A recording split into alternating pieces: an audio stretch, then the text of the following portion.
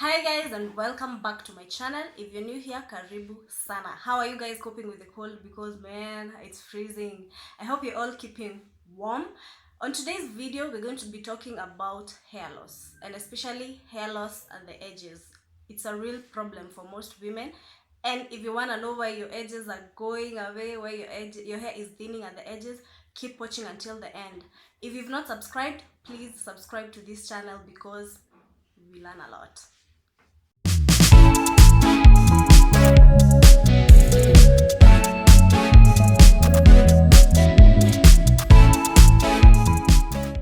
So are you concerned about your edges? Do you look at your edges when you're doing your hair in the salons? Do you look at your edges when you're combing your hair? There are those styles that are going to make your edges just thin. There are different types of hair loss.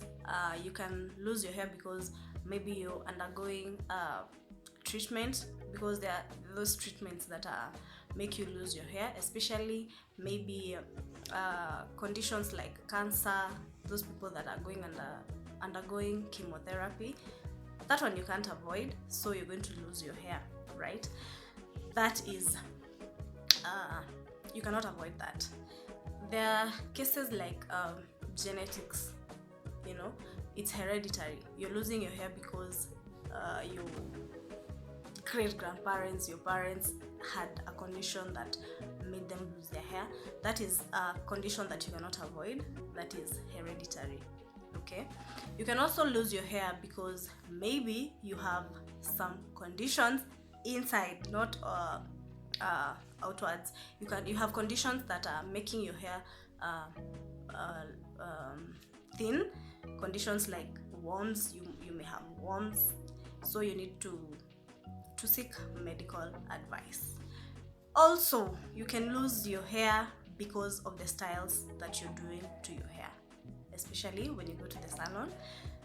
There are styles that are done too tightly. You pull your hair too tightly, and that will cause your hair to thin, especially if you continue doing the same style over time. All right, who loves braids? I know I do. Braids. By braids I mean mnajua those KM braids. I have nothing against Kenyatta Market, but those braids. Unashukwa braids, you cannot even literally, uwezi hata lala because of the pain. Those braids are going to cost you your hairline. Alright? Those very tight braids. Unaweza toka salon and then at night hautalala. You will need some medication, painkillers. Those braids, they're going to damage your hair. Like literally, unashukwa braids and then it's too tight. You can literally see some bumps, some tudhundo, I don't know, to vitu wewe tumevutwa sana kwa hiyo scalp hairline. Don't do those tight braids. I know zinakanga very smart na zinaka very pleasing, but hiyo urembo, it will cost you your hairline. So please, if you're doing your braids, please do them lightly, lightly, and ukiweza, please do big braids, like big. I go for box braids when I'm doing someone's hair, because the box braids, you're going to get a big chunk of hair, so probability ya kuchukua tunywele tudogo, it's not haitakuwa so, and then you don't tight sana. I know tunatakanga kuwa very very smart, tukishika hiyo nywele inakaa iko neat, but the tighter it is, the more damage itakukause, especially at the back. Unashukwa, you can't even move your neck like that, at the back and at the front. So when you're doing your braids, please ambia huyo mtu wa salon asikuvurute sana, ikwe too light. We're trying to protect the hair. See, hata kama ni urembo, let's protect our hair, okay? Especially if you feel like you cannot move your eyebrows when you're done with your braids. You can't move your eyebrows like this, it's too tight, okay? Just get done with it. If you cannot blink, it's not good for you. If you see, when you're done, unasikia kama you're hot, you'll feel your scalp alafu ufeel it's too tight, and you can't even move your head like this. Don't do it, you're spoiling your hairline. Yeah, so just do, if you're doing braids, just do braids zenye ziko a little bit loose, sawa sawa. Hata kama ita take 2 to 3 weeks, I know some of you will come for me for this, but 2 to 3 weeks braids zimetosha, ukae nazo, toa. Okay, you can even braids pia ukishuka braids, don't usikae nazo for like at 2 months 3 months, you know, the longer unakaa na nywele, the longer itaanza kuvutika. You get what I'm saying? Inavuruta, and then the more it cause damage, especially to the hairline. Okay, let's talk about traction alopecia. Traction ni kuvuta nywele, like kuvuta. Traction means kuvuta nywele, and then alopecia is the hair loss. So hair loss caused by kuvurutwa inaitwa traction alopecia. We together up to that? Traction alopecia. So what causes that? Different styles za kufanya nywele. It can be unashika pushback, can be ni kushukwa unashukwa. Different styles causes traction alopecia. Let's for example look at my case. Recently I realized that I was losing hair. Why? If you know me for a long time, you'll know I love to do my hair in a certain way. It's in a certain way, pushback. I have that thing I use. This one is not your friend.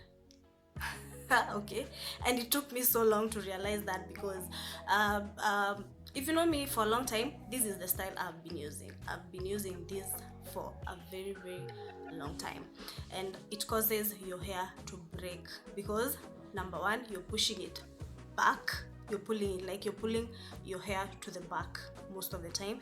And I used to do this like daily going to work, you know, so it causes more trauma than when you're doing it like once. Okay, and these are rubber band, so the rubber band will pull the small hairs on your edges. They will pull them out, especially when you're trying to put the hair up. For my case, that is what caused me that hair loss, and it's still traction because unavuruta, you know, this thing, it's very tight. Then kuna hizi wigs, watu wa wigs do not come for me. Zinakuwa very pretty. They are so pretty when they're installed, you know, you feel like uko all over the world. And wigs si zote mbaya, you know, there are those wigs that are installed using glue, you know, hair glue, and then when you're removing them, ukitoa, like venye unatoa, they come off with some of the too small. You might not notice it maybe when you do it once, but if you're used to doing that style for a period of time, uta realize this time round, maybe today it's okay, the next month unaeka inatoka, the next month you put another wig, then it comes off, you know, ukitoa hiyo glue kuna tunywele tutatoka. So it might be pretty when you're installing it, but when you're removing it, it causes the damage. So when you use it over time, like over a period of time, you're going to notice that your hair will start thinning, especially at the edges. It starts, I tell you guys, it can happen to anybody. See, me niko hapa nawambia mambo ya nywele, and then it still happened to me. So it can happen to anybody. So when you're installing those wigs, you could go for wigs that do not need to use glue, you know. And if you have to use the glue, make sure when you're removing it, you remove it in a very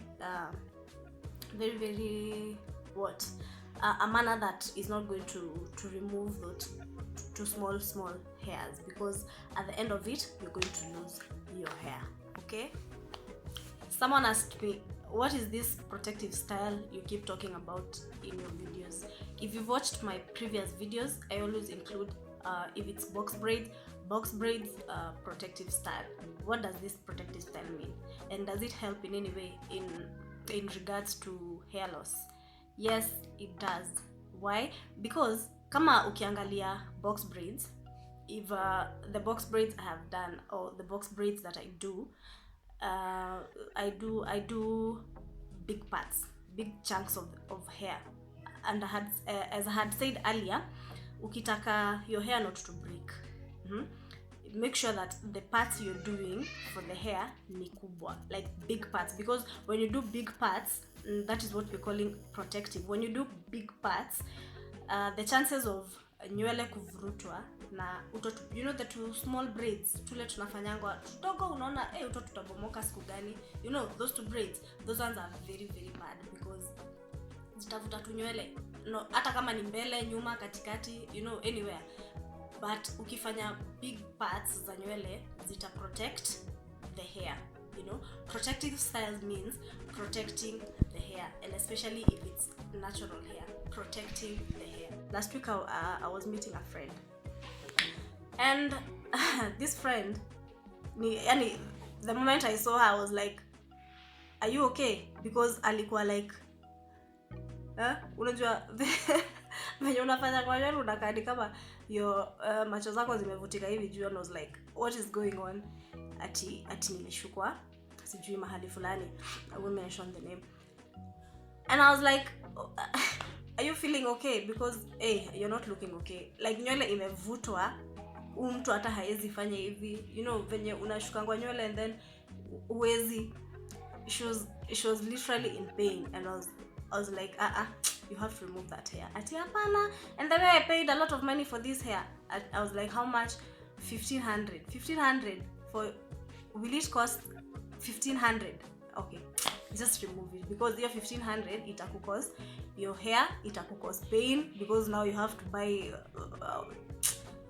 Panadols for the pain, you know. Just remove it. So usi don't let your hair your hair stylist akufanye too painful braids, because it will cost you a lot. It will cost you a lot, because first of all, when your hair imekuwa damaged, what will you buy? Utabuy dawa, that's money. Utabuy products to make sure that your hair is growing back. Products meaning oils, be it food, be it drugs, you know. Utabuy hizo products zote just because you went through a painful hairdo. This don't. And as I'm saying about products, you know, I talked earlier about my hair loss, and I've realized my hair is starting to grow. Yeah, this side it's starting to grow, and it's because I'm using some routine. I'm going to let you know what I'm using, but I'll tell you in details in my next video. But you can use different oils to grow back your hair. That is a video of another day. It will be detailed. You can use rosemary oil, castor oil, black castor oil. You can use avocado oil, tea tree oil. There are so many oils depending on which ones you can get available. Also, you can do a diet pia ina help a lot in making sure that you have healthy hair. By diet I mean your hair needs vitamins, your hair needs proteins, you know. You need to eat vegetables, fruits, drink water. Unajua, it's not just about the outwards, it's also about what you take in your body. That will be another detailed video for another day. For a parting shot, it's wise to massage your scalp like this, smaller circular motions, because when you do, the blood flows to that area, and that allows your hair to grow. You can massage it twice a day. If you can massage it for longer, well and good for you, but always make it a habit of massaging your hair, especially using the oils that I'm going to share with you in my next video. You can use different oils to massage your hair, and that will make your hair grow. And if you've not subscribed to this channel, please subscribe, and let's learn together. See you in my next video.